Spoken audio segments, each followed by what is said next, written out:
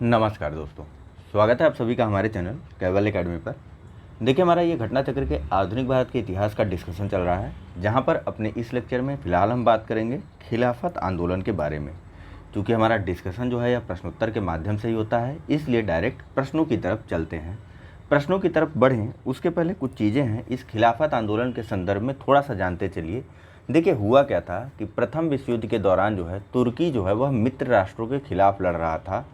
और प्रथम विश्व युद्ध के पश्चात जो है जब मित्र राष्ट्र विजयी हो गए थे, या प्रथम विश्व युद्ध में मित्र राष्ट्रों की जब विजय हो गई थी, तो उन्होंने विभिन्न प्रकार की संधियां जो है अपने खिलाफ लड़ने वाले राष्ट्रों से की थी, जिसमें एक तुर्की भी था।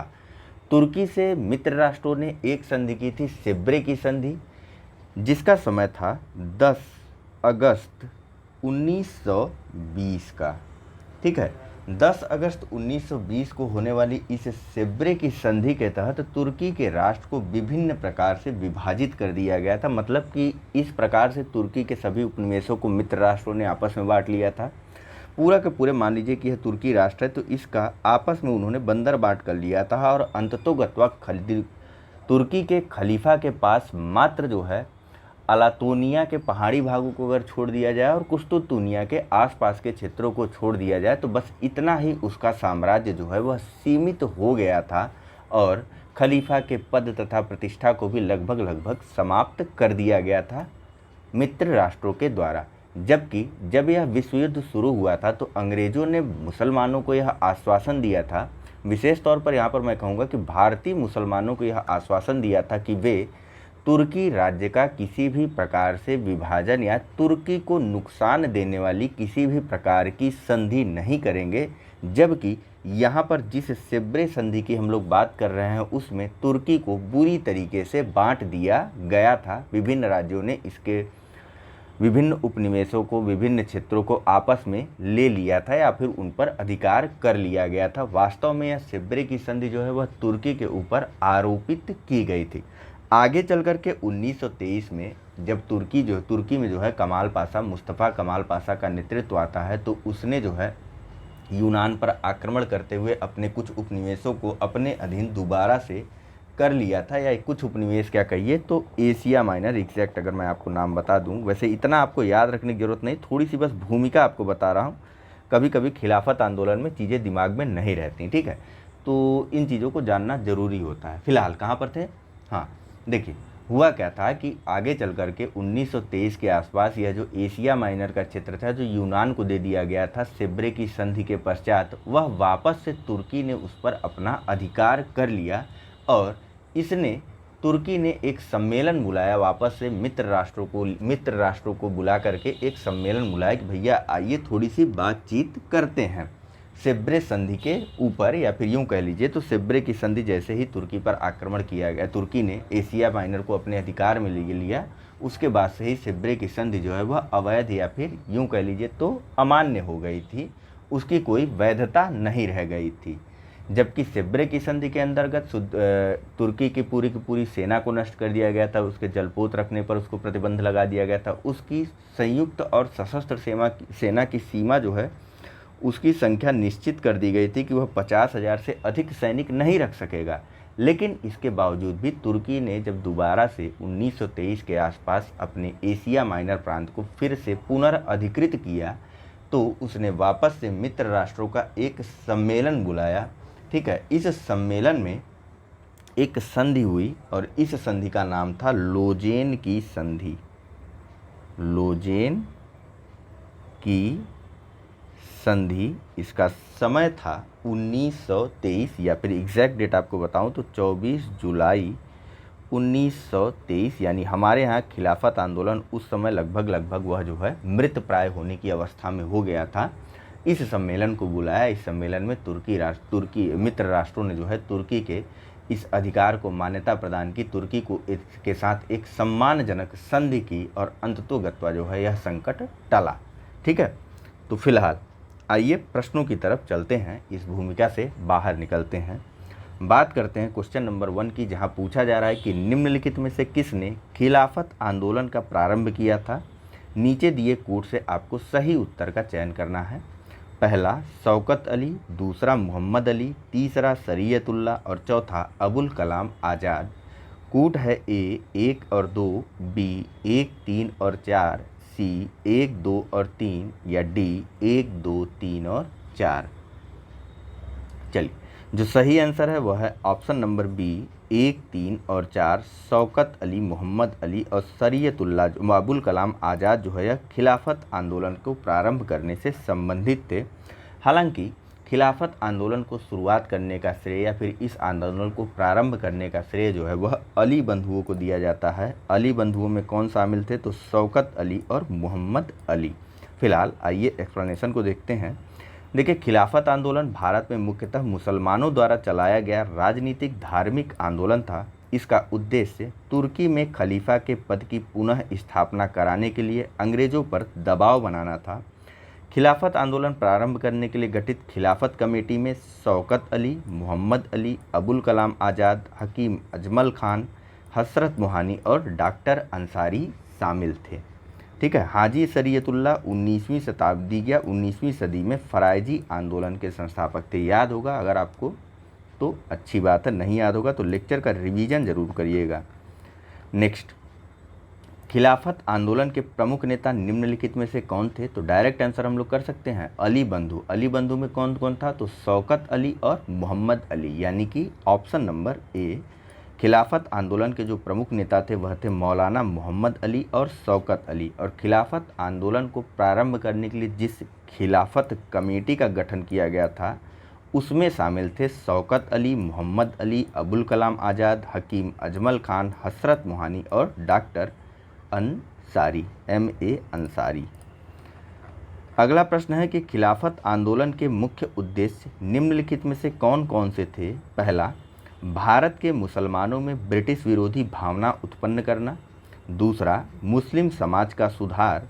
तीसरा, पृथक निर्वाचन मंडल की मांग और खिलाफत का रक्षण। चौथा, ऑटोमन साम्राज्य की रक्षा और खिलाफत का रक्षण। नीचे कूट के माध्यम से सही उत्तर देना है। ऑप्शन है ए 1 और 2, बी 2 और 3, सी 3 और 4 या डी 1 और 4। तो फिलहाल इसका जो सही आंसर है वह है ऑप्शन नंबर डी। खिलाफत आंदोलन को प्रारंभ करने का जो मुख्य उद्देश्य था वह था भारत में ब्रिटिश विरोधी, मुसलमानों के अंदर ब्रिटिश विरोधी भावनाओं को उत्पन्न करने के साथ साथ तुर्की के ऑटोमन साम्राज्य की रक्षा करना। ठीक है, खिलाफत का लक्षण नहीं, तुर्की के ऑटोमन साम्राज्य की रक्षा करना। देखिए, भारत के मुसलमान तुर्की के सुल्तान को इस्लामी राज्य का खलीफा मानते थे। प्रथम विश्व युद्ध में तुर्की मित्र देशों के विरुद्ध लड़ रहा था। युद्ध के समय ब्रिटिश राजनीतिज्ञों ने भारतीय मुसलमानों को वचन दिया था कि वे तुर्की साम्राज्य को किसी भी प्रकार से समाप्त नहीं होने देंगे। लेकिन अगस्त 1920 की सेब्रे की संधि के पश्चात उन्होंने तुर्की का बुरी तरीके से विघटन कर दिया था और उसके क्षेत्रों में आपस में बांट लिया था। ठीक है, लेकिन युद्ध समाप्त होने के पश्चात ब्रिटिश सरकार ने तुर्की साम्राज्य का विघटन कर दिया। परिणाम स्वरूप भारतीय मुसलमान ब्रिटिश साम्राज्य से नफरत करने लगे और उन्होंने तुर्की के ऑटोमन साम्राज्य की रक्षा और खलीफा के पद को बनाए रखने के लिए आंदोलन को प्रारंभ किया। अंततः यह आंदोलन तुर्की साम्राज्य के विभाजन के विरुद्ध शुरू हुए खिलाफत आंदोलन ने उस समय और अधिक जोर पकड़ लिया जब गांधी जी इसमें शामिल हो गए। जाहिर सी बात है, गांधी जी एक राष्ट्रवादी नेता उस समय हो गए थे, तो यह जिसमें भी शामिल होते थे वह जोर पकड़ ही लेता था।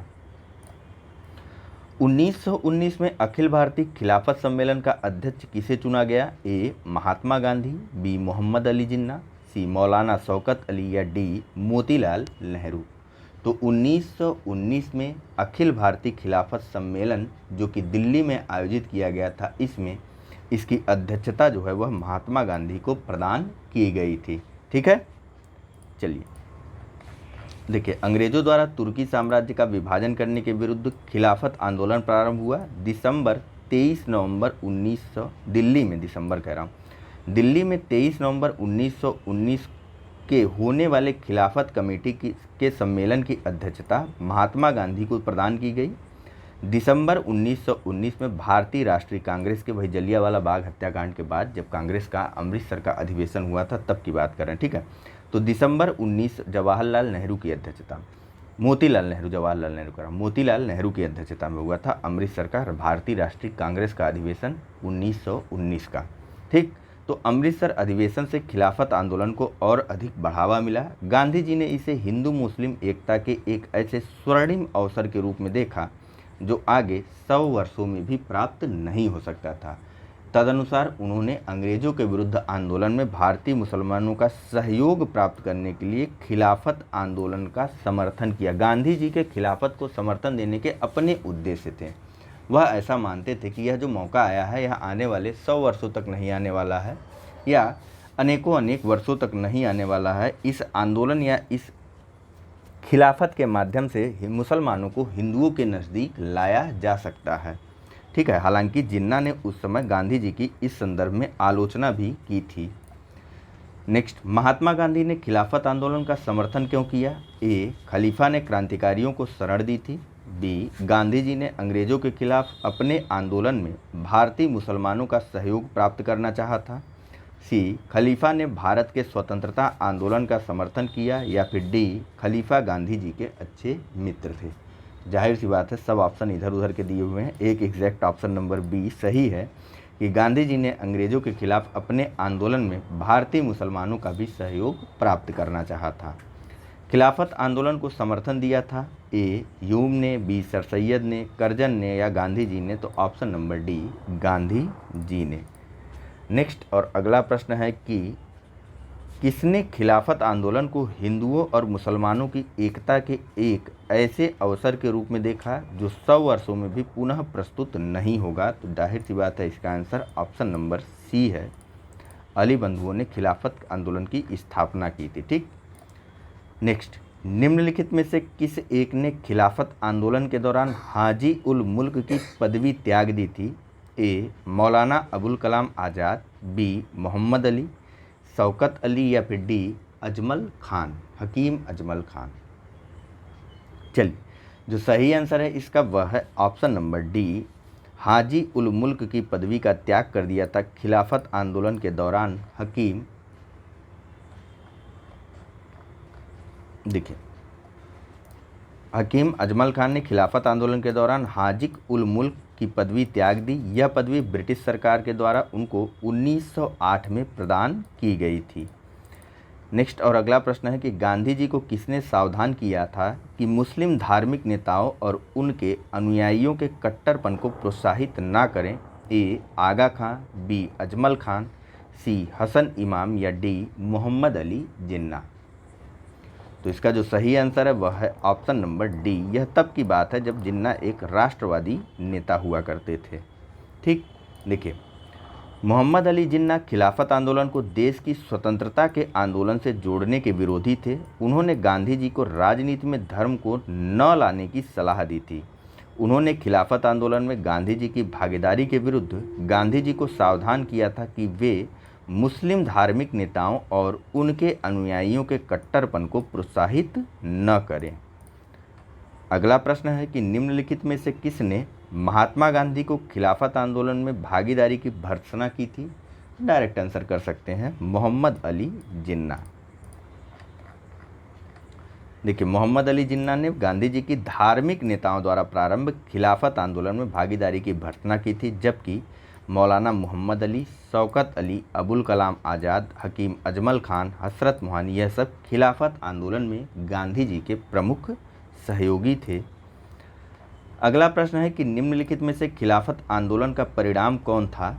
ए, हिंदू मुस्लिम मतभेदों में कमी आई, बी, भाषा की समस्या तीव्र हुई, सी, हिंदू मुस्लिम दंगे बढ़ते गए या डी, हिंदुओं को दबाया गया? तो जाहिर सी बात है जब हिंदू मुस्लिम एक होकर के आंदोलन करेंगे तो मतभेदों में तो कमी आएगी ही। इसका जो सही आंसर है वह है ऑप्शन नंबर ए। ठीक है, अगला प्रश्न है कि वह व्यक्ति जिसने 4 अप्रैल 1919 को दिल्ली की जामा मस्जिद के प्रवचन मंच से हिंदू मुस्लिम एकता पर भाषण दिया वे थे? ए, महात्मा गांधी, बी, महामना मालवीय, सी, लाला लाजपत राय या फिर डी, स्वामी श्रद्धानंद? चलिए, जो सही आंसर है इसका वह है option number D, Swami Shraddhanand. कई बार इनके बारे में हमने देखा, कभी टाइम मिलेगा तो आराम से स्वामी श्रद्धानंद के बारे में आपको ज़रूर बताऊंगा। फिलहाल यहाँ देखिए कि 4 अप्रैल 1919 को दिल्ली की जामा मस्जिद के मंच से स्वामी श्रद्धानंद ने हिंदू मुस्लिम एकता पर लगभग 30,000 मुस्लिमों के समक्ष भाषण दिया था। अगला प्रश्न है कि कांग्रेस के खिलाफत आंदोलन का समर्थन किया मुख्यतः पहला, खलीफा की पुनः स्थापना के लिए। कांग्रेस ने खिलाफत आंदोलन का समर्थन किया क्योंकि पहला, खलीफा की पुनः स्थापना के लिए, दूसरा, खलीफा को हटाने के लिए, तीसरा, मुसलमानों की सहानुभूति प्राप्त करने के लिए, चौथा, कांग्रेस में जिन्ना को हाशिए पर लाने के लिए। कूट के माध्यम से सही उत्तर बताना है। कूट है ए 1 और 3, बी 2 और 4, सी 3 और 4 या डी 1 और 4। चलिए, जो सही आंसर है इसका वह सामान्य सा है, ऑप्शन नंबर ए 1 और 3। खिलाफत आंदोलन का जो उद्देश्य था वह था खलीफा की पुनः स्थापना, और कांग्रेस ने इसका समर्थन इसलिए किया था क्योंकि वह भारत के मुसलमानों की सहानुभूति प्राप्त करना चाहती थी। और गांधी जी ने क्यों समर्थन दिया था? तो गांधी जी हिंदू मुस्लिमों को एक मंच पर लाना चाहते थे और यह उनके लिए या उनके अनुसार यह एक स्वर्णिम अवसर भी था। जबकि जिन्ना ने धार्मिक कट्टरपन का समर्थन करने के लिए गांधी जी की आलोचना भी की थी और गांधी जी को इस बारे या इस हेतु सावधान भी किया था। ठीक, अगला प्रश्न देख लेते हैं। एक्सप्लेनेशन देखना है क्या? देखिए, कांग्रेस ने खिलाफत आंदोलन का समर्थन खलीफा की पुनः स्थापना के लिए तथा मुसलमानों की सहानुभूति पाने के लिए किया था। गांधी जी के अनुसार यह हिंदू मुस्लिम एकता के लिए स्वर्णिम अवसर था। गांधी जी इस बारे में लिखते हैं कि जब मुसलमानों के महत्वपूर्ण हित खतरे में हो, तब यदि हिंदू उनसे दूर रहें तो हिंदू मुस्लिम एकता के बारे में कांग्रेस का कोई अर्थ नहीं रहेगा। अगला प्रश्न है कि निम्नांकित में से किस भारतीय नेता ने खिलाफत आंदोलन का समर्थन नहीं किया था? ए जवाहरलाल नेहरू, बी मदन मोहन मालवीय, सी मोहम्मद अली या फिर डी स्वामी श्रद्धानंद। फिलहाल यहाँ पर ऑप्शन नहीं दिख रहा। मदन मोहन मालवीय के द्वारा जो है खिलाफत आंदोलन का समर्थन नहीं किया गया था। देखिए, सितंबर 1920 में कलकत्ता में हुए कांग्रेस के अधिवेशन का प्रमुख मुद्दा जलियांवाला बाग कांड और खिलाफत आंदोलन था। खिलाफत आंदोलन में मदन मोहन मालवीय सम्मिलित नहीं हुए और उन्होंने इस आंदोलन में कांग्रेस की भागीदारी का भी विरोध किया था। सितंबर 1919 में अखिल भारतीय खिलाफत कमेटी का गठन किया गया था। फिलहाल लाला लाजपत राय जो है वह इस सितंबर 1920 में कलकत्ता में हुए कांग्रेस के इस अधिवेशन की अध्यक्षता कर रहे थे। आप लोगों को याद होगा अगर तो बताया गया है। वर्ष 1920 की खिलाफत कमेटी की सभा जिसने गांधी को असहयोग आंदोलन के नेतृत्व को संभालने का अनुरोध किया था वह किस शहर में हुई थी? ए लखनऊ, बी लाहौर, सी इलाहाबाद या फिर डी कराची। इसका जो सही आंसर है वह है ऑप्शन नंबर सी, इलाहाबाद में यह अधिवेशन संपन्न हुआ था। देखिए, गांधी जी ने वर्ष 1920 में खिलाफत कमेटी को अंग्रेजी हुकूमत के खिलाफ असहयोग आंदोलन छेड़ने की सलाह दी। जून 1920 में खिलाफत कमेटी ने इलाहाबाद में इस सलाह को स्वीकार किया और गांधी जी को आंदोलन की अगुवाई करने का अधिकार सौंप दिया। सितंबर 1920 में कलकत्ता के विशेष अधिवेशन में लाला लाजपत राय की अध्यक्षता में इस असहयोग आंदोलन के प्रस्ताव को स्वीकार कर लिया गया। कहाँ पर हुआ था? कलकत्ता में। ठीक, अगला प्रश्न है कि इस मिसाल में हम मुसलमानों को हिंदुओं से भिड़ा नहीं पाए। निम्नलिखित में से कौन सी एक घटना से एचिंसन के इस कथन का संबंध है? ए 1857 का विप्लव, बी चंपारण सत्याग्रह 1917, सी खिलाफत और असहयोग आंदोलन 1919 से 22, डी 1942 की अगस्त क्रांति, वही भारत छोड़ो आंदोलन। ठीक है, उसी को अगस्त क्रांति भी कहा जाता है। ठीक, और गांधी जी द्वारा करो या मरो का नारा देने को अगस्त संकल्प कहा जाता है। कब हुआ था? डेट बताइए तो। फिलहाल इसका जो सही आंसर है वह है ऑप्शन नंबर सी, एचिंसन महोदय का यह कथन कि इस मिसाल में हम मुसलमानों को हिंदुओं से भिड़ा नहीं पाए, यह आया था खिलाफत और असहयोग आंदोलन के संदर्भ में। देखिए, एचिंसन की उक्त टिप्पणी खिलाफत और असहयोग आंदोलन के संदर्भ में थी। तुर्की के प्रश्न पर ब्रिटेन के प्रति आक्रोश ने मुसलमानों को हिंदुओं के समीप ला दिया। मोहम्मद अली ने घोषणा की थी कि वह मुसलमान पहले हैं और भारतीय बाद में। ठीक, धर्म पहले राष्ट्र बाद में। अगला प्रश्न है कि 1921 का मोपला आंदोलन शाखा थी ए खिलाफत आंदोलन की, बी 1857 के स्वतंत्रता संग्राम की, स्वदेशी आंदोलन की, या फिर असहकार आंदोलन की। चलिए, तो 1921 का जो मोपला आंदोलन था वह शाखा था खिलाफत आंदोलन का। दरअसल वहाँ पर जो जमींदार थे वह अधिकतर हिंदू थे और जो किसान थे वह अधिकतर मुसलमान थे। वहाँ के मुसलमानों ने वहाँ के किसानों ने, वहाँ के मुस्लिम किसानों ने वहाँ के हिंदू जमींदारों के ऊपर अनेक प्रकार से हमले किए थे। जाहिर सी बात है, किसानों की लड़ाई में हमेशा जमींदारों की हानि हुई। हमने विभिन्न विद्रोहों में इसे देखा भी है। ठीक है, तो फिलहाल देखिए, केरल प्रांत के मालाबार जिले के मोपला काश्तकारों के आंदोलन मुख्यतः लगान व बेदखली को लेकर के थे। जमींदार जब चाहते उन्हें भूमि से बेदखल कर देते और जब चाहते मनमाना लगान वसूलते थे। दूसरी ओर वहाँ खिलाफत आंदोलन भी अपनी जड़ें जमाता जा रहा था। हालात ये हो गए कि खिलाफत आंदोलन एवं काश्तकारों की बैठक में फ़र्क करना मुश्किल हो गया था और इस तरह दोनों आंदोलन एक दूसरे में समा गए। मोपला विद्रोह के बारे में थोड़ा बहुत आप कमेंट करके ज़रूर बताइएगा। आपको बताया गया है इस मोपला विद्रोह के बारे में जब हम विद्रोहों के बारे में बात कर रहे थे।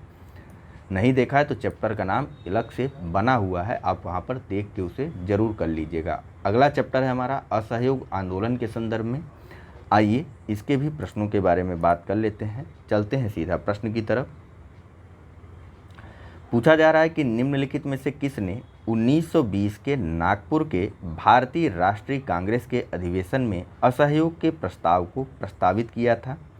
ए CR दास ने, बी एनी बेसेंट ने, सी BC पाल ने, या फिर डी मदन मोहन मालवीय ने।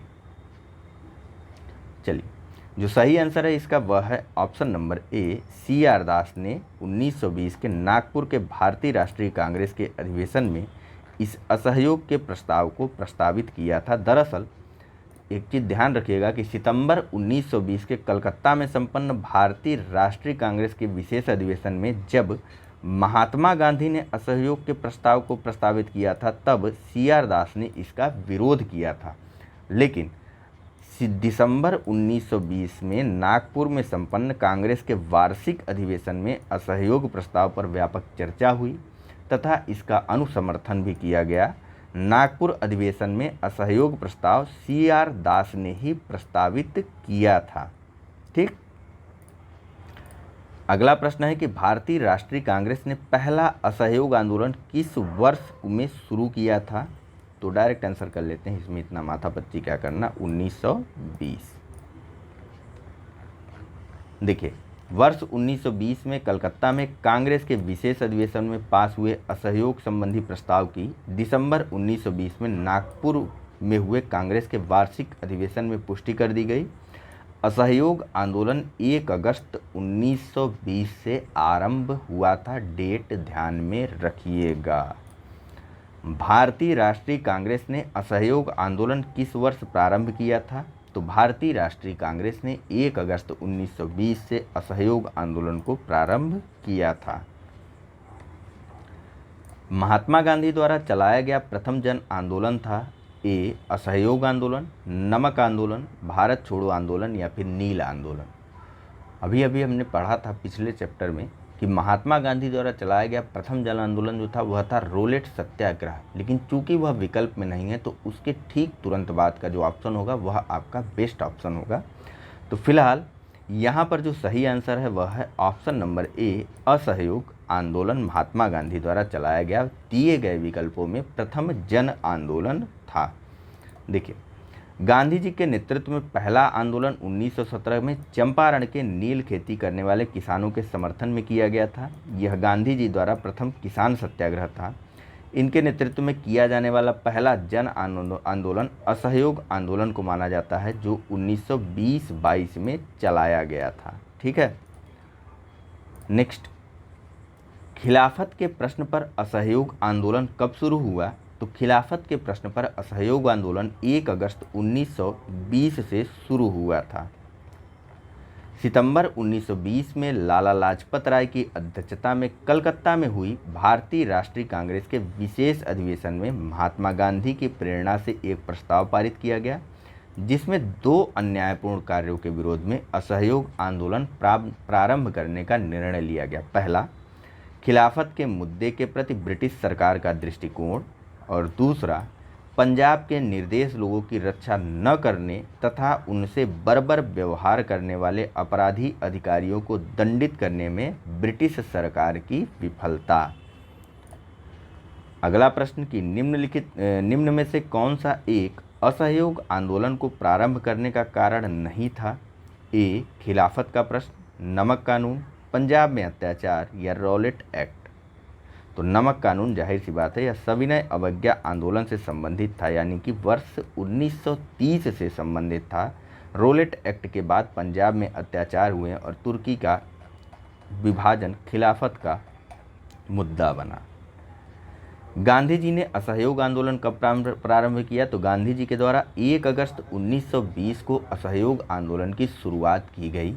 ठीक है, इस असहयोग आंदोलन को कलकत्ता के 1920 के कलकत्ता के विशेष अधिवेशन में प्रस्तावित किया गया और दिसंबर 1920 में नागपुर में हुए कांग्रेस के वार्षिक अधिवेशन में इसकी पुष्टि कर दी गई थी।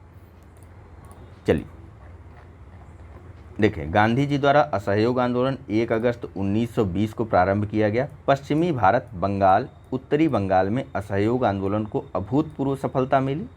असहयोग आंदोलन के दौरान ही मोतीलाल नेहरू, लाला लाजपत राय, सरदार वल्लभ भाई पटेल, जवाहरलाल नेहरू और राजेंद्र प्रसाद ने अपनी वकालत की प्रैक्टिस छोड़ करके आंदोलन में ये सब कूद पड़े थे। ठीक है, फिर से नाम, मोतीलाल नेहरू, लाला लाजपत राय, सरदार वल्लभ भाई पटेल, जवाहरलाल नेहरू, राजेंद्र प्रसाद, इन सभी ने न्यायालयों का बहिष्कार किया और आंदोलन में कूद गए थे। अगला प्रश्न है कि 1 वर्ष में स्वराज्य का नारा गांधी जी ने कब दिया था? ए, दांडी मार्च के समय, बी, असहयोग आंदोलन के समय, सी, सविनय अवज्ञा आंदोलन के समय या डी, गोलमेज सम्मेलन के समय। तो 1 वर्ष में स्वतंत्रता का नारा गांधी जी ने असहयोग आंदोलन के समय दिया था। ठीक है,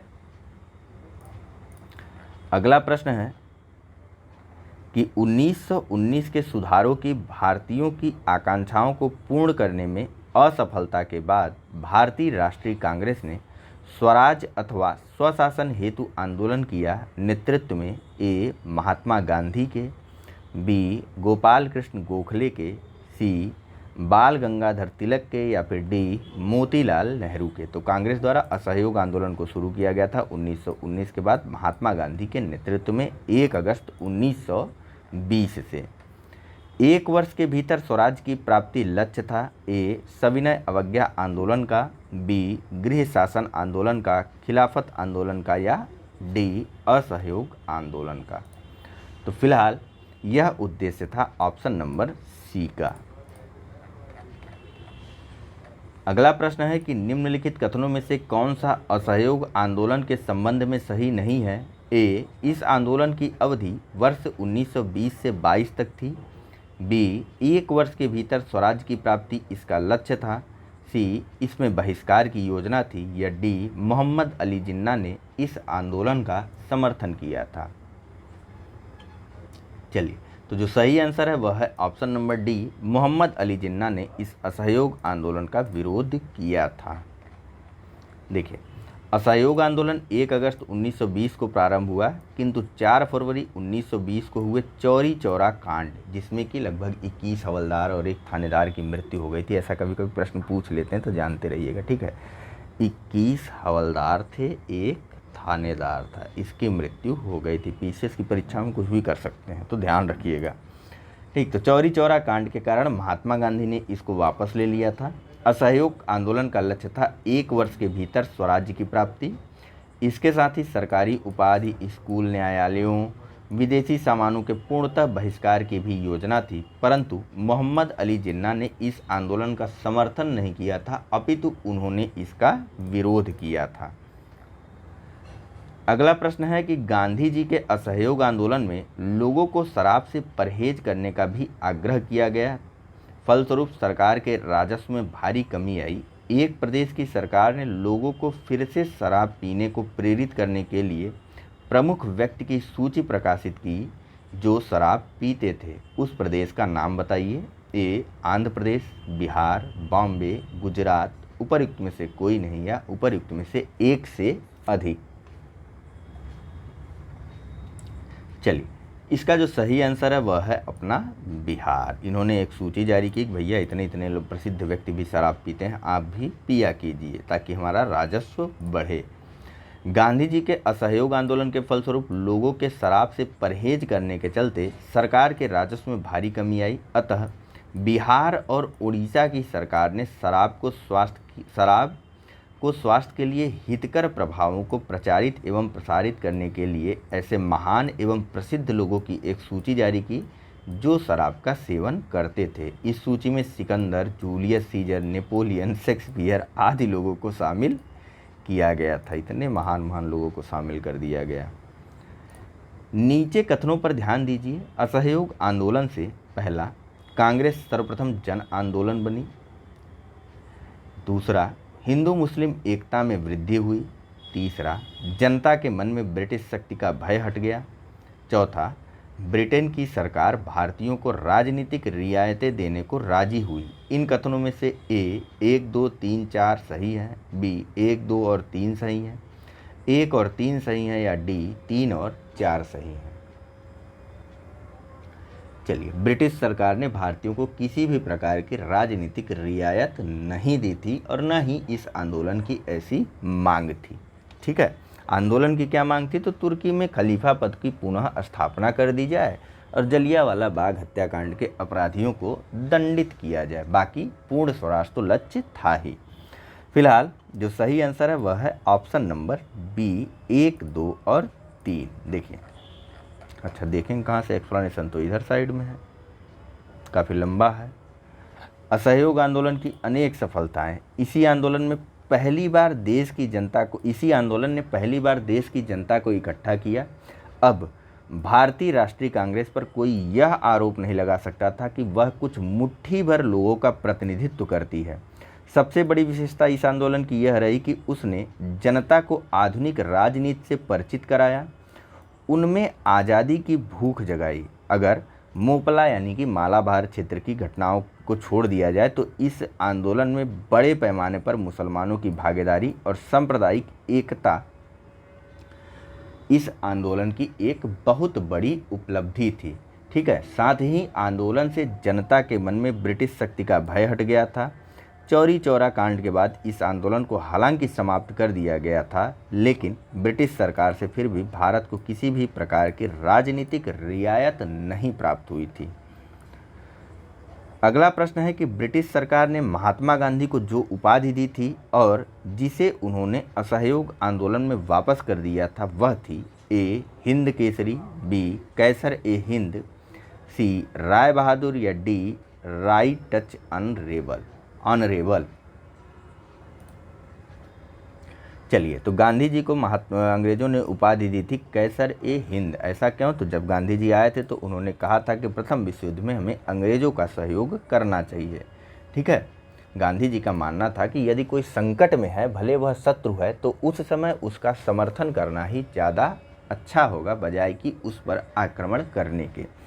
देखिए, जिस समय गांधी जी भारत आए उस समय प्रथम विश्व युद्ध चल रहा था। उन्होंने सरकार के युद्ध प्रयासों में मदद की, जिसके लिए सरकार ने उन्हें कैसर ए हिंद के सम्मान से सम्मानित किया, जिसे उन्होंने असहयोग आंदोलन में वापस कर दिया।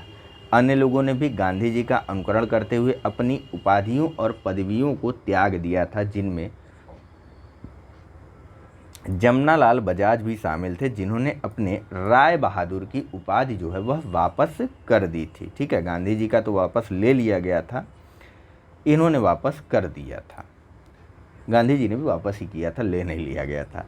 निम्न में से किसने असहयोग आंदोलन के दौरान अपनी वकालत छोड़ दी थी? तो बताया था किसने किसने छोड़ा था। ए महात्मा गांधी ने, मदन मोहन मालवीय ने, तेज बहादुर सप्रू ने, या चित्तरंजन दास ने। CR दास, मोतीलाल नेहरू, जवाहरलाल नेहरू, विट्ठल भाई पटेल, वल्लभ भाई पटेल, इन सब ने अपनी अपनी वकालत छोड़ दी थी। ठीक है, देखिए असहयोग आंदोलन के दौरान CR दास, मोतीलाल नेहरू, राजेंद्र प्रसाद, जवाहरलाल नेहरू, विट्ठल भाई पटेल, वल्लभ भाई पटेल, इन सब ने अपनी वकालत छोड़ दी थी। अगला प्रश्न है कि निम्नलिखित में से किसने असहयोग आंदोलन को समर्थन दिया परंतु इसके परिणाम को नहीं देख सके? ए बाल गंगाधर तिलक, लाला लाजपत राय, मोतीलाल नेहरू या फिर चित्तरंजन दास। जो सही आंसर है वह है ऑप्शन नंबर ए, 1 अगस्त 1920 को ही इनकी मृत्यु हो गई थी। ठीक है, जिस दिन से आंदोलन प्रारंभ किया गया, यानी आंदोलन के पहले ही दिन। देखिए असहयोग आंदोलन महात्मा गांधी के नेतृत्व में 1920 से 22 तक संचालित हुआ।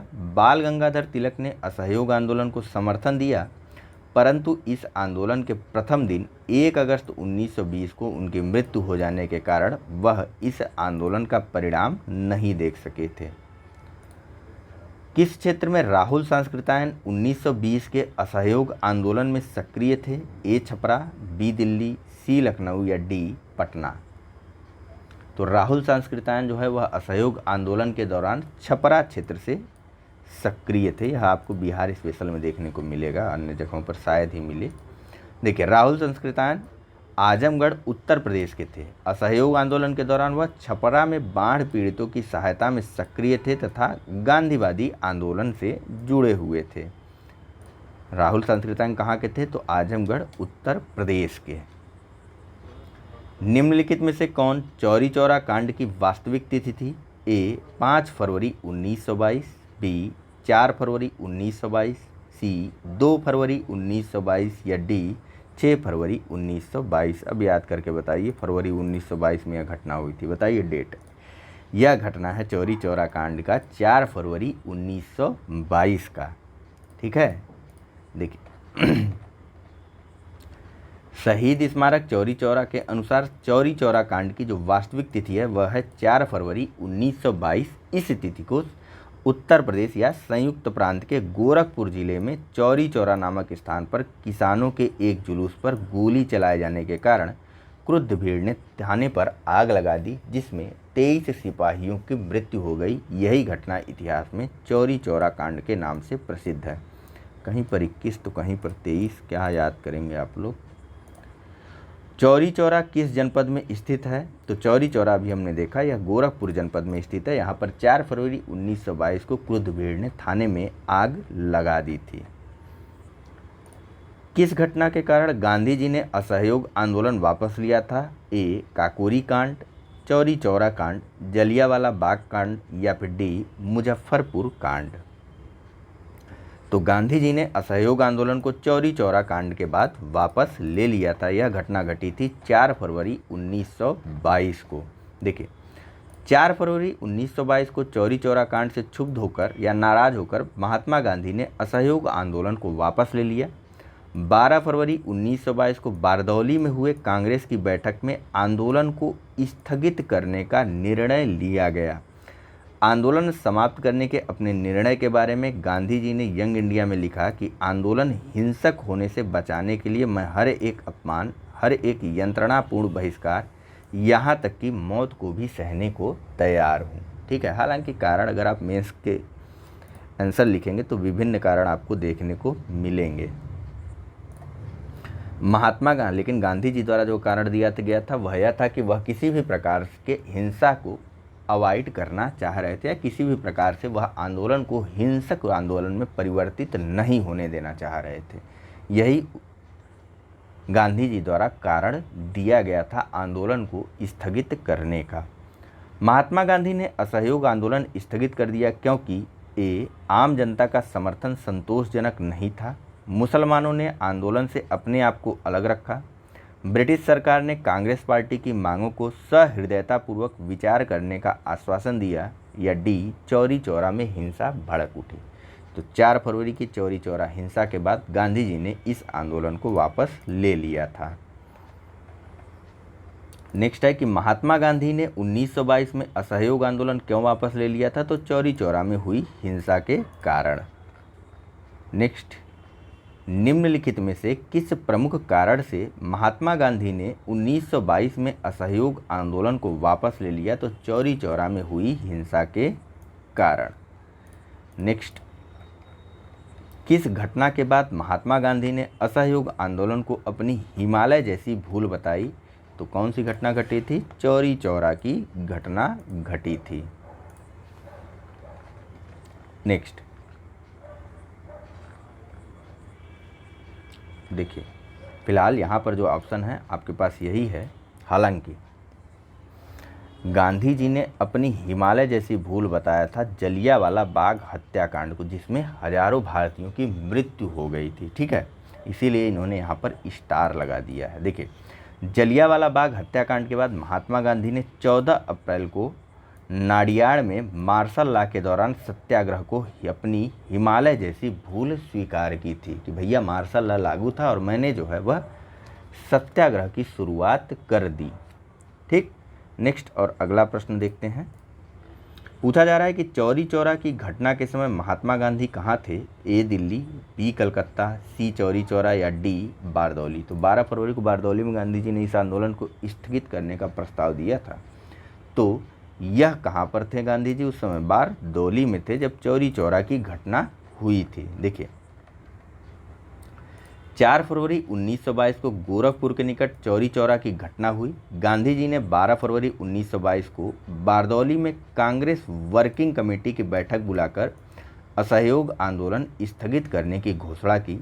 चौरी चौरा की घटना के समय गांधी जी गुजरात के बारदौली में सामूहिक सत्याग्रह द्वारा सविनय अवज्ञा आंदोलन प्रारंभ करने की तैयारी कर रहे थे। मतलब आंदोलन को और बड़ा रूप देने का प्रयास उस समय गांधी जी कर रहे थे। अगला प्रश्न है कि असहयोग आंदोलन 1920 में प्रारंभ हुआ था, बताइए यह कब समाप्त हुआ था? तो यह 4 फरवरी 1922 के चौरी चौरा घटना के बाद 12 फरवरी 1922 को इस आंदोलन को स्थगित करने की घोषणा कर दी गई, जिसके परिप्रेक्ष्य में 24 फरवरी 1922 को अखिल भारतीय कांग्रेस कमेटी की बैठक में इसको मंजूरी दे दी गई और सभी प्रकार की गैर कानूनी गतिविधियों पर रोक लगा दी गई। ठीक है, नेक्स्ट, दिल्ली में 24 फरवरी 1922 को आयोजित अखिल भारतीय कांग्रेस समिति की बैठक में असहयोग आंदोलन वापस लेने के लिए गांधी जी के विरुद्ध निंदा प्रस्ताव किसने प्रस्तुत किया था? ए के.टी. शाह, बी बिपिन चंद्रपाल, सी सुभाष चंद्र बोस या डी डॉक्टर मुंजे। तो जो सही आंसर है वह है option number D, doctor Munje के द्वारा महात्मा गांधी के खिलाफ असहयोग प्रस्ताव या यूं कह लिए असहयोग प्रस्ताव क्या निंदा प्रस्ताव पेश किया गया था। क्यों? क्योंकि उन्होंने असहयोग आंदोलन को वापस ले लिया था। देखिए, असहयोग आंदोलन 1 अगस्त 1920 को प्रारंभ हुआ, लेकिन 4 फरवरी 1922 को चौरी चौरा कांड के कारण महात्मा गांधी ने इसे वापस ले लिया। 12 फरवरी 1922 को बारदौली में कांग्रेस के वर्किंग कमेटी को बुला करके एक घोषणा के द्वारा आगे चल करके 24 फरवरी 1922 को अखिल भारतीय कांग्रेस समिति की बैठक होती है दिल्ली में, जिसमें ऐसी सभी गतिविधियों पर रोक लगा दिया गया जिससे कानूनों का उल्लंघन होता था। इसी अधिवेशन में असहयोग आंदोलन वापस लेने के कारण डॉक्टर मुंजे के द्वारा गांधी के खिलाफ निंदा प्रस्ताव भी लाया गया था। अगला प्रश्न है कि असहयोग आंदोलन के स्थगन संबंधी घटनाओं का सही क्रम इंगित करिए। किस प्रकार से असहयोग आंदोलन स्थगित हुआ, इसके बारे में आपको बताना है। इसके क्रम को आपको लगाना है। पहला, चौरी चौरा में पुलिस गोलीकांड। दूसरा, उग्र भीड़ द्वारा पुलिस थाने को जलाना। तीसरा, गांधी जी द्वारा आंदोलन का स्थगन। और चौथा, गांधी जी की गिरफ्तारी। निम्नलिखित कूटों में से अपना सही उत्तर आपको चुनना है। ऑप्शन है ए पहला, दूसरा, तीसरा और चौथा, बी दूसरा, पहला, तीसरा और चौथा, या डी चौथा, पहला, दूसरा और तीसरा, या डी दूसरा, पहला, चौथा और तीसरा।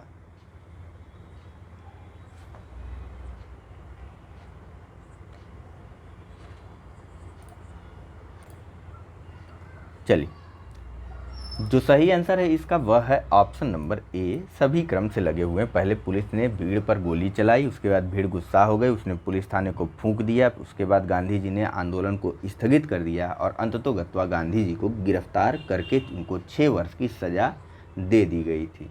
फिलहाल आइए थोड़ा सा डिटेल में देखते हैं एक्सप्लेनेशन के साथ।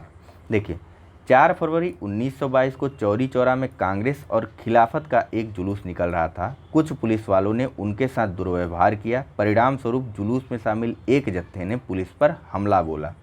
पुलिस ने गोली चलाई, भीड़ उत्तेजित हो गई, भीड़ ने पुलिस पर हमला बोल दिया। सिपाही भागकर थाने में घुसे तो भीड़ ने थाने में ही आग लगा दी। खबर मिलते ही गांधी जी ने आंदोलन वापस ले लिया। 12 फरवरी 1922 को असहयोग आंदोलन समाप्त कर देने की घोषणा बारदौली में कर दी गई, जिसको 24 फरवरी 1922 को अखिल भारतीय कांग्रेस कमेटी ने पूरी तरीके से मान्यता प्रदान करते हुए सभी प्रकार की गैर कानूनी गतिविधियों पर रोक लगा दिया। ठीक है, तो अब यानी कि पूरी तरीके से असहयोग कार्यक्रम वापस हो गया। अंग्रेजों को अब खुली छूट मिल गई। गांधी जी की स्थिति जो है आंदोलन को असमय समाप्त करने के कारण थोड़ी कमज़ोर सी हो गई थी। इस स्थिति का फायदा उठाते हुए अंग्रेज़ों ने 10 मार्च 1922 को उनको गिरफ्तार कर लिया और गांधी जी पर मुकदमा चलाया गया, जिसमें अहमदाबाद के सेशन जज ब्रूमफील्ड की अदालत के द्वारा गांधी जी को 6 वर्ष के कारावास की सज़ा सुनाई गई। हालांकि 5 फरवरी 1924 को स्वास्थ्य कारणों के कारण गांधी जी को रिहा कर दिया गया था, सजा को पूरा होने से पहले ही। अगला प्रश्न है कि असहयोग आंदोलन के दौरान बिहार में कृषकों का नेतृत्व किसने किया? ए. स्वामी विद्यानंद, राजकुमार शुक्ल, श्री कृष्ण सिंह, जेबी सेन। उपर्युक्त में से कोई नहीं या उपर्युक्त में से एक से अधिक। चलिए, जो सही आंसर है इसका वह है ऑप्शन नंबर ए, स्वामी विद्यानंद के द्वारा असहयोग आंदोलन के दौरान बिहार के कृषकों का नेतृत्व किया गया था। देखिए, स्वामी विद्यानंद बिहार के किसान नेता थे। असहयोग आंदोलन के दौरान बिहार में कृषकों का नेतृत्व स्वामी विद्यानंद ने किया। विशेषकर उत्तर बिहार के कई जिलों, खासकर राज दरभंगा के इलाकों में स्वामी विद्यानंद ने रैयतों को उनके अधिकारों के बारे में जागरूक किया या सचेत किया। अगला प्रश्न है कि निम्नलिखित घटनाओं का सही क्रम नीचे दिए गए कूट से बतलाइए। पहला, चौरी चौरा कांड। दूसरा, असहयोग आंदोलन का स्थगन। तीसरा, बारदौली प्रस्ताव।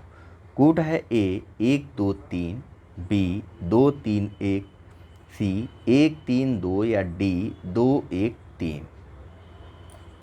तो जो सही आंसर है इसका वह है ऑप्शन नंबर सी, 1 3 2। पहले चौरी चौरा कांड होता है 4 फरवरी 1922 को। इसके बाद 12 फरवरी 1922 को बारदौली प्रस्ताव के माध्यम से असहयोग आंदोलन को स्थगित कर दिए जाने की घोषणा कर दी जाती है।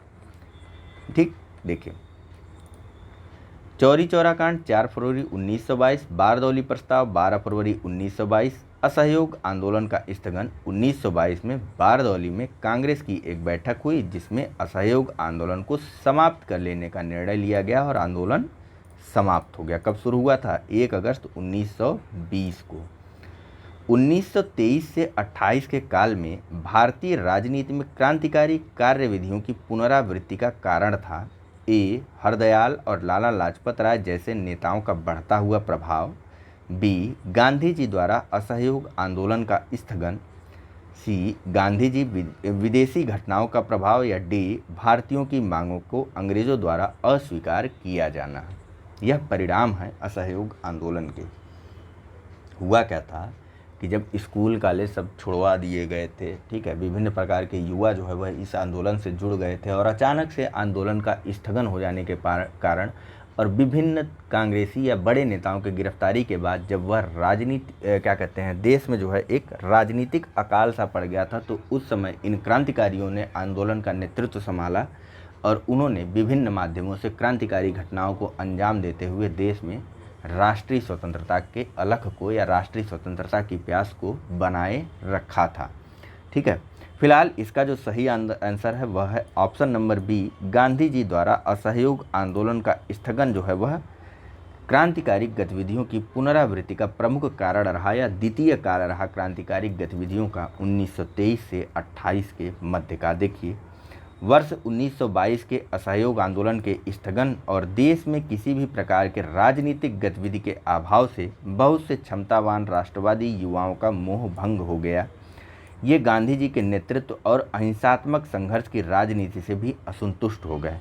यह रूस की बोल्शेविक क्रांति, चीन की क्रांति, आयरलैंड, तुर्की, मिस्र आदि में कहीं भी होने वाली क्रांतिकारी आंदोलन और विद्रोह से प्रेरित होते थे और हिंसात्मक माध्यम से ब्रिटिश शासन को उखाड़ने के लिए प्रयासरत होते थे।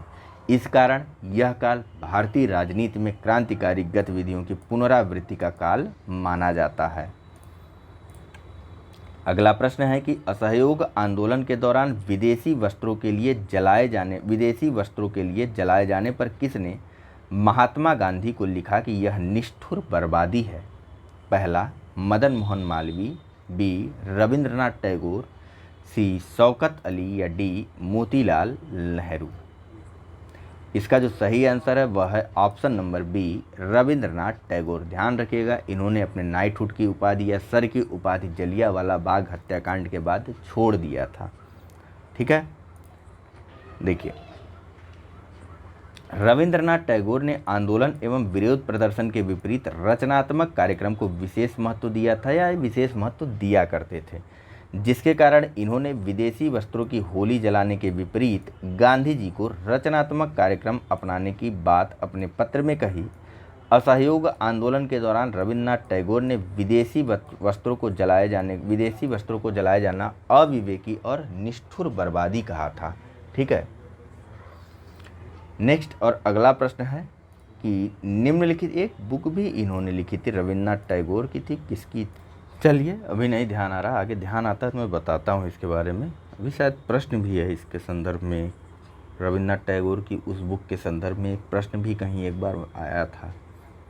चलिए देखते हैं। फिलहाल चलिए चलते हैं अगले प्रश्न पर, बात करते हैं इसके बारे में। पूछा जा रहा है कि निम्नलिखित में से किसने असहयोग आंदोलन के दौरान विदेशी वस्त्रों के जलाए जाने का विरोध किया था? तो आंसर तो आप सबको पता ही है, Rabindranath Tagore, option number A. Next, निम्नलिखित संस्थाओं में से कौन असहयोग आंदोलन के दौरान स्थापित की गई? पहला, काशी विद्यापीठ, दूसरा, गुजरात विद्यापीठ, तीसरा, जामिया मिलिया और चौथा, काशी हिंदू विश्वविद्यालय। कूट है ए, केवल 1 और 2, बी, केवल 2 और 3, सी, केवल 1, 2 तथा 3 या डी, उपर्युक्त सभी। चलिए, जो सही आंसर है इसका वह है ऑप्शन नंबर सी, 1, 2 और 3। ठीक है, काशी विद्यापीठ, गुजरात विद्यापीठ और जामिया मिलिया, इन 3 विद्यालयों की स्थापना या विश्वविद्यालयों की स्थापना की गई थी, जिसमें जामिया मिलिया इस्लामिया जो है पहले अलीगढ़ में स्थापित किया गया था, बाद में इसको दिल्ली ले जाया गया था। देखिए, असहयोग आंदोलन के दौरान काशी विद्यापीठ बनारस में वर्ष 1921 में, गुजरात विद्यापीठ अहमदाबाद में 1920 में और जामिया मिलिया इस्लामिया अलीगढ़ में वर्ष 1920 में स्थापित किया गया। मदन मोहन मालवीय ने 1916 में BHU यानी बनारस हिंदू विश्वविद्यालय की स्थापना की थी और वर्ष 1919 से 39 तक जो है मदन मोहन मालवीय BHU के कुलपति भी बने रहे थे। अगला प्रश्न है कि 1921 से 22 के असहयोग आंदोलन का मुख्य प्रतिफल था? ए, हिंदू मुस्लिम एकता, बी, सूबों को अधिक शक्तियाँ, सी, केंद्रीय विधायिका सदन में चुने हुए सदस्यों की संख्या में वृद्धि या डी, भारतीय राष्ट्रीय कांग्रेस में विभाजन। तो इसका जो सही आंसर है वह आप सबको पता है, 1921-22 के असहयोग आंदोलन का जो मुख्य प्रतिफल था वह था हिंदू मुस्लिम एकता। देखिए, असहयोग आंदोलन अपने घोषित उद्देश्यों में आंशिक रूप से ही सफल रहा, परंतु अपने रचनात्मक कार्यों में इसे अवश्य अपार सफलता मिली। आंदोलन की सबसे अधिक सफलता इस बात में निहित थी कि इसने कांग्रेस को नई दिशा प्रदान की, साम्राज्यवाद पर आघात किया, पूरे देश में राष्ट्र प्रेम, देश प्रेम के प्रति बलिदान की भावना को भी व्यापक रूप दिया और इस आंदोलन के दौरान ही हिंदू मुस्लिम एकता जो थी वह अपने चरम पर थी। निम्नांकित में से किसका सुमेल नहीं है? पहला, ए 1885 में भारतीय राष्ट्रीय कांग्रेस की स्थापना, बी 1905 में बंगाल का विभाजन, सी 1909 में मार्ले मिंटो सुधार, या फिर डी 1930 में असहयोग आंदोलन। अभी अंत में मैं थोड़ा सा असहयोग आंदोलन के बारे में भी बताऊंगा आपको, निश्चिंत रहिए, क्वेश्चन खत्म होने दीजिए। इसका जो सही आंसर है वह है ऑप्शन नंबर डी 1930 में असहयोग आंदोलन नहीं, सविनय अवज्ञा आंदोलन था। 1920 में असहयोग आंदोलन शुरू हुआ था। देखिए, असहयोग आंदोलन का प्रारंभ 1 अगस्त 1920 को हुआ था, जो चौरी चौरा 4 फरवरी 1922 की घटना के बाद 12 फरवरी 1922 में स्थगित कर दिया गया था। 1930 में सविनय अवज्ञा आंदोलन का प्रारंभ हुआ था। ठीक, 12 मार्च से गांधी जी ने दांडी यात्रा शुरू की थी और 6 अप्रैल को वह दांडी पहुंच गए थे।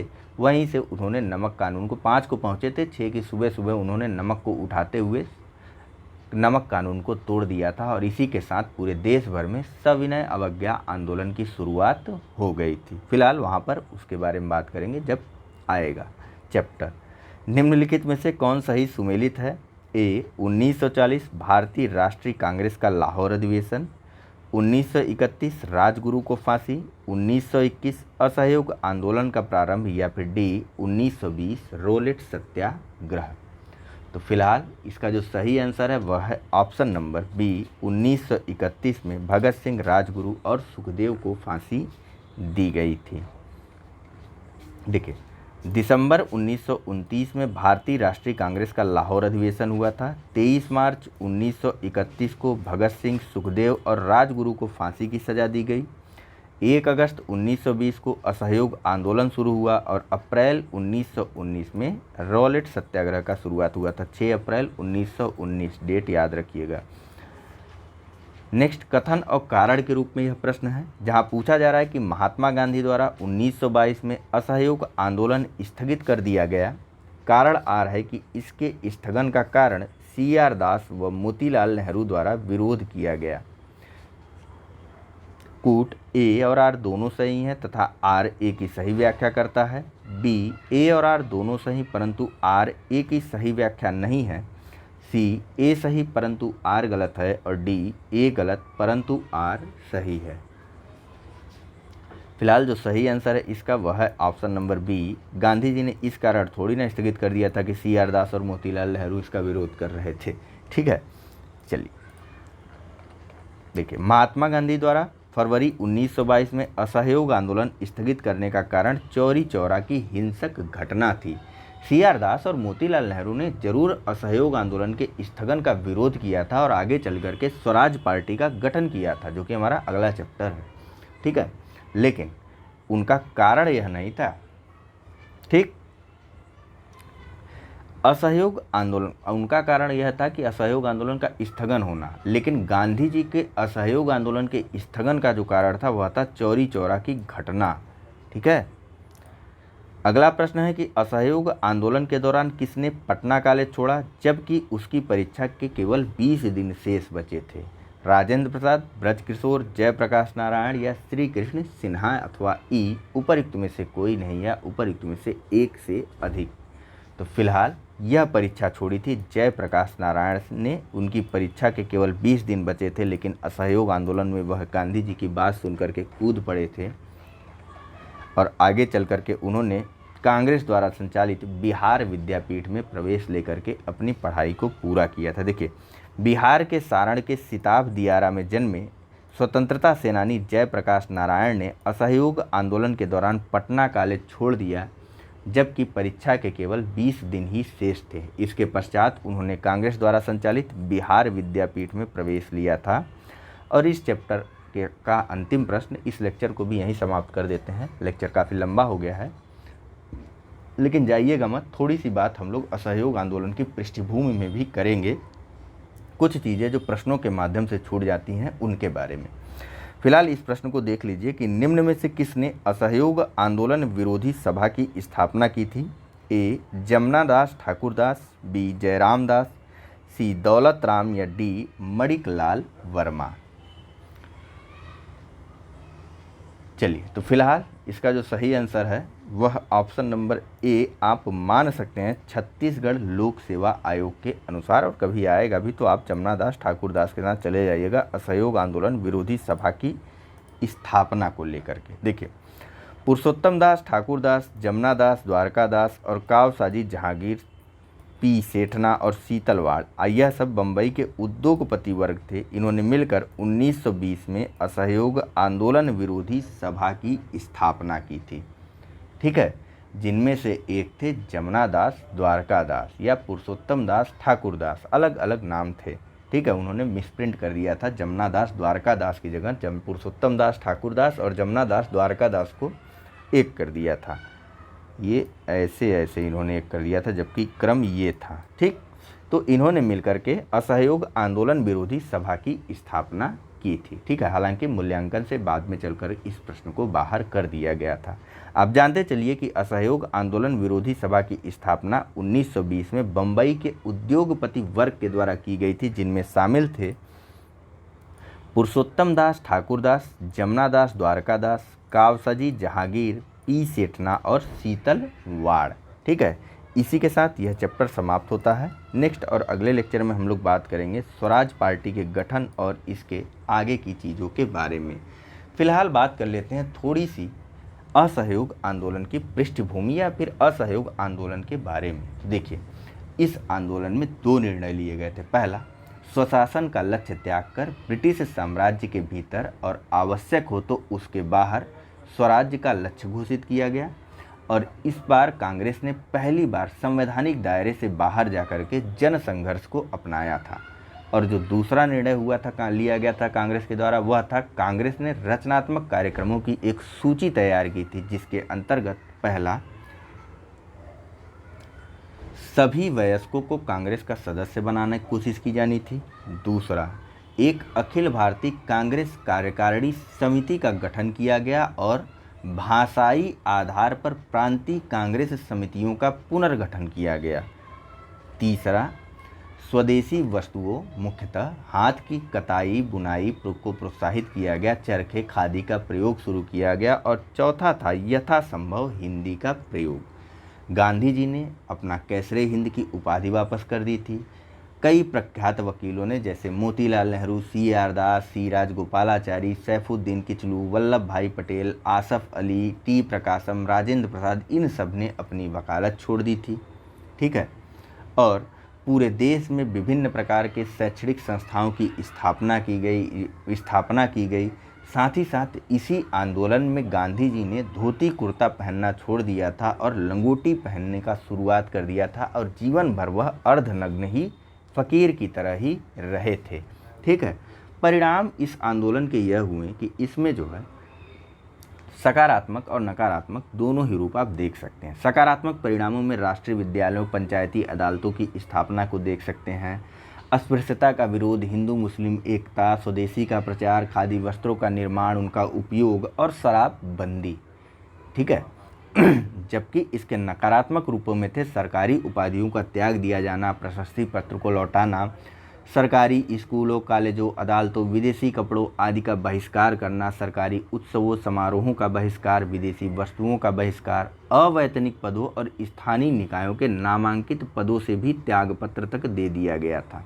ठीक है, तिलक की मृत्यु के बाद इस आंदोलन को आर्थिक सहायता प्रदान करने के लिए जो है, या असहयोग आंदोलन को आर्थिक सहायता देने के लिए एक तिलक स्वराज फंड की भी स्थापना की गई थी। साथ ही साथ पंजाब के गुरुद्वारों पर भ्रष्ट महंतों का कब्जा समाप्त करने के लिए इसी आंदोलन के दौरान ही सिखों के द्वारा एक अकाली आंदोलन का भी शुरुआत किया गया था। ठीक है, एक अकाली आंदोलन चलाया गया था। मोपला आंदोलन हमने देखा ही। इसके अलावा असम के चाय बागानों के मजदूरों ने भी हड़ताल कर दिया था। तो मेदिनीपुर के किसानों ने भी यूनियन बोर्ड को कर देने से इनकार कर दिया था। और अंततोगत्वा गांधी जी ने 1 फरवरी 1922 को यह घोषणा की थी कि अगर 7 दिनों के अंदर सभी राजनीतिक बंदी रिहा नहीं किए गए और प्रेस पर से सरकार का नियंत्रण समाप्त नहीं किया गया, तो वे करों की अदायगी रोकने समेत सामूहिक रूप से बारदौली में एक सविनय अवज्ञा आंदोलन शुरू कर देंगे। लेकिन इसी समय चौरी चौरा की घटना हो जाती है और इस आंदोलन को समाप्त कर दिया जाता है गांधी जी के द्वारा। ठीक है, फिलहाल इसके अगर महत्व के बारे में जानेंगे तो इसने राष्ट्रीय स्तर पर एकता को बनाए रखने में महत्वपूर्ण भूमिका अदा की, एक जन आंदोलन बनाया राष्ट्रीय आंदोलन को और देश को हमारे स्वतंत्रता की ओर अग्रसरित या स्वतंत्रता प्राप्ति की ओर अग्रसरित किया। लोगों में निर्भीकता और उत्साह का संचार किया और जनता को अपनी वास्तविक शक्ति का एहसास कराया, जो कि आगे चल कर के हमारे स्वतंत्रता प्राप्ति में बहुत अधिक सहायक सिद्ध हुई थी। तो फिलहाल इसी के साथ इस लेक्चर को यहीं पर समाप्त करते हैं। Thank you very much for discussion. Channel को लाइक, सब्सक्राइब और शेयर करना मत भूलिएगा। धन्यवाद।